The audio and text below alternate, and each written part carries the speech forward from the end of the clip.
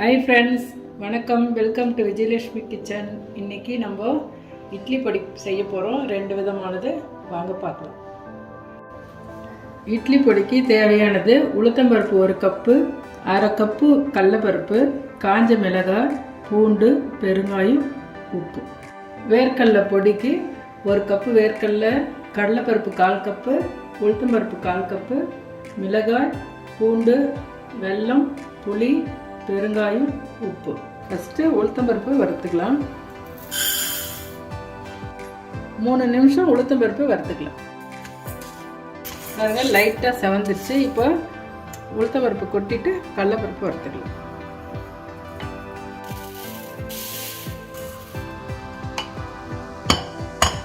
High ஃப்ளேமில் வச்சு தான் வறுக்கணும்.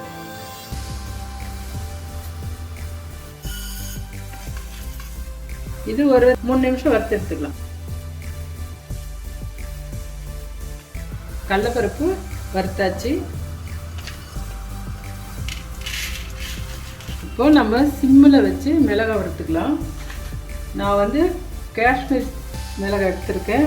அது ஒரு 10, இது ஒரு 25 மிளகாய் எடுத்திருக்கேன். பூண்டு ஒரு 6 எடுத்திருக்கேன்.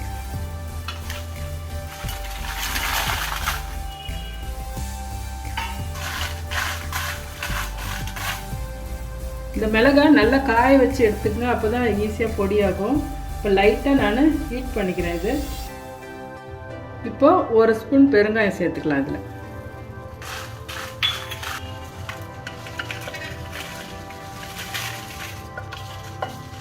உப்பு 1.5 ஸ்பூன் போட்டிருக்கேன். 2 நிமிஷம் ஆறட்டும், அப்புறம் நம்ம பொடி பண்ணிக்கலாம். இப்போ வேர்க்கடலை பொடி ரெடி பண்ணுறதுக்கு வேர்க்கடலை நான் ஆர்டினரி ஏற்கனவே வறுத்து வச்சுருக்கேன். இப்போ உளுத்தம்பருப்பு 1/4 கப்பு வறுத்துக்கலாம். உளுத்தம்பருப்பு ரெடி ஆகிடுச்சு. இப்போ 1/4 கப்பு கடலைப்பருப்பு வறுத்துக்கலாம். நெக்ஸ்ட்டு நம்ம மிளகாய் போட்டுக்கலாம். நான் இதுக்கு ஒரு 30 மிளகாய் எடுத்துருக்குறேன். காஷ்மீர் மிளகாய் இது பாதி. பூண்டு ஒரு 5, கொஞ்சம் புளி. இதெல்லாம் லைட்டாக சூடு பண்ணிக்கலாம். பெருங்காயம் 1 ஸ்பூன் போட்டுக்கலாம். அவ்வளோதான். கடலை பொடிக்கு 1 ஸ்பூன் வெல்லம் போட்டுக்கலாம். இதையும் ஆற வச்சுட்டு பொடி பண்ணிக்கலாம். ஃபஸ்ட்டு நம்ம பருப்பு நிறைய போட்டு மிளகாய் கொஞ்சமாக போட்டு ஃபஸ்ட்டு ஒரு இதை அரைச்சிக்கலாம். அதுக்கப்புறம் பருப்பு கொஞ்சம் மிளகாய் நிறைய நெக்ஸ்ட் போட்டு அரைச்சிக்கலாம்.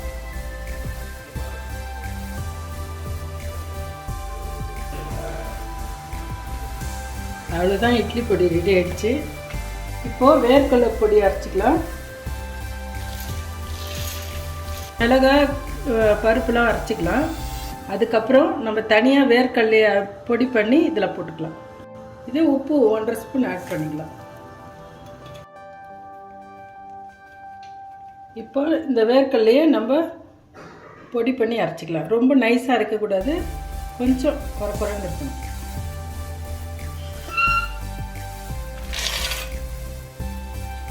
இந்த பதத்தில் அரைச்சிக்கலாம்.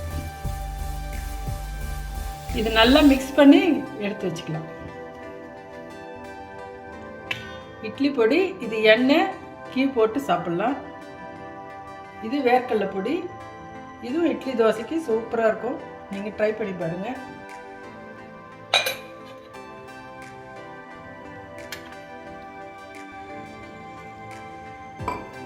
நான் பொடிக்கு நல்லெண்ணெய் கலக்கிறேன். நெக்ஸ்ட்டு நம்மளுக்கு வேணும்னா நெய் போட்டு கூட கலக்கி வச்சு சாப்பிட்லாம். இது வேர்க்கடலை பொடி.